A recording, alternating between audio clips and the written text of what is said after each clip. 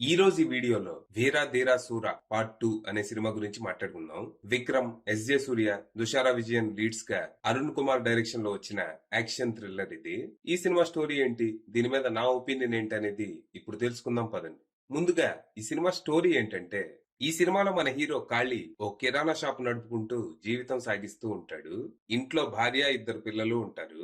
Middle class కష్టాలు ఎన్నున్నా family అంతా హ్యాపీగానే ఉంటారు. అయితే మనోడికి ఒక వైలెంట్ పాస్ట్ ఉంటది. ఒకప్పుడు తను రూత్లెస్ రౌడీ రవి అనే పెద్ద మనిషి దగ్గర పనిచేసేవాడు. పెళ్ళయ్యాక భార్య కోసం అన్ని మానేసి ప్రస్తుతం కిరాణా షాప్ నడుపుకుంటూ జీవితం సాగిస్తూ ఉంటాడు. అయితే ఇప్పుడు ఆల్మోస్ట్ 10 ఏళ్ల తర్వాత తను వదిలేసిన గతం తనని వెతుక్కుంటూ వస్తది. అంటే తన ఎక్స్ బాస్ అయిన రవి ఓ ఫేవర్ కోసం మనోడిని వెతుక్కుంటూ వస్తాడు. గత కొన్నాళ్లుగా ఎస్పీ అరుణగిరి రవిని, తన కొడుకుని ఎన్కౌంటర్ లో లేపేయాలని ఛాన్స్ కోసం ఎదురు చూస్తూ ఉంటాడు. అయితే అనుకోకుండా ఓ రోజు ఆ ఛాన్స్ వస్తది. కానీ తెల్లారేలోపు ఈ ఎన్కౌంటర్ జరిగిపోవాలి, లేకపోతే ఛాన్స్ మిస్ అయిపోద్ది.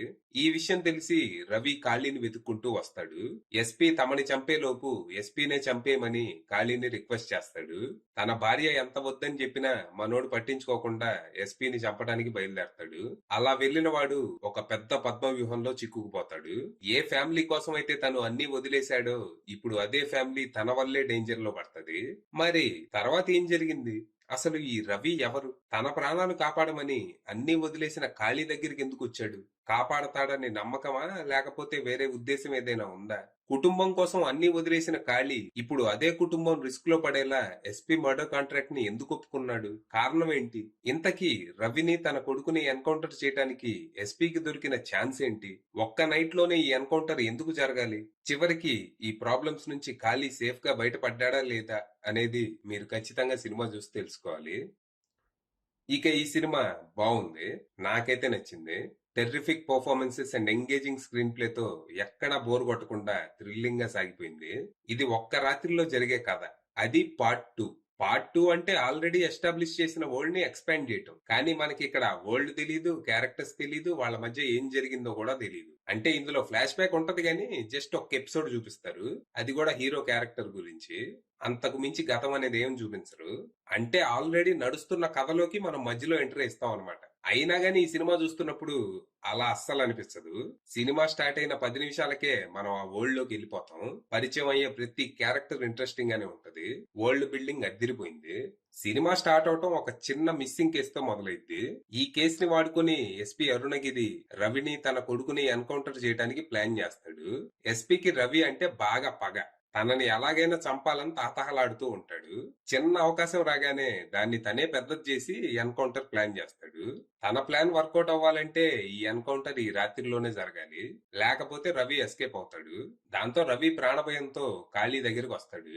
అలా మనోడు తనకి సంబంధం లేని విషయంలో పీకల దాకా ఇరుక్కుపోతాడు. ఇక ఇక్కడి నుంచి cinema non stop thrilling ride లా సాగుతుంది.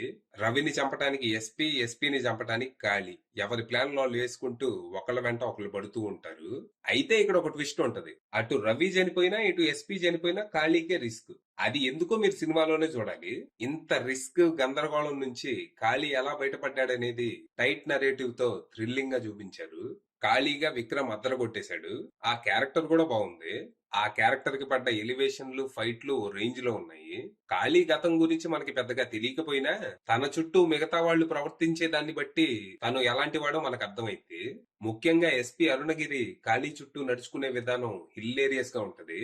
అంటే అరుణగిరికి ఖాళీ అంటే ఉత్స, అది ఎందుకనేదే ఫ్లాష్ బ్యాక్ చూపిస్తారు. ఫ్లాష్ బ్యాక్ కూడా మామూలుగా ఉండదు. ఇక అరుణగిరిగా ఎస్జే సూర్య కూడా అద్దరు కొట్టేశాడు. దుషారా విజయానికి కూడా మంచి క్యారెక్టర్ దక్కింది. తనకి విక్రమ్ కి మధ్య కెమిస్ట్రీ కూడా చాలా బాగుంది. వీళ్ళిద్దరి మధ్య సీన్స్ ఇంకా ఉంటే బాగుండు అనిపించింది.